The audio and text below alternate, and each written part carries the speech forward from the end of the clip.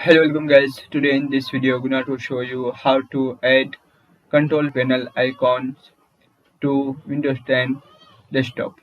So guys, if you want to add control panel icon to Windows 10 desktop, so very easy. Firstly, right click. After click on personalize. After click on left panel here theme. Now here option desktop icon setting. So click on desktop icon settings. And here option control panel, so check this box.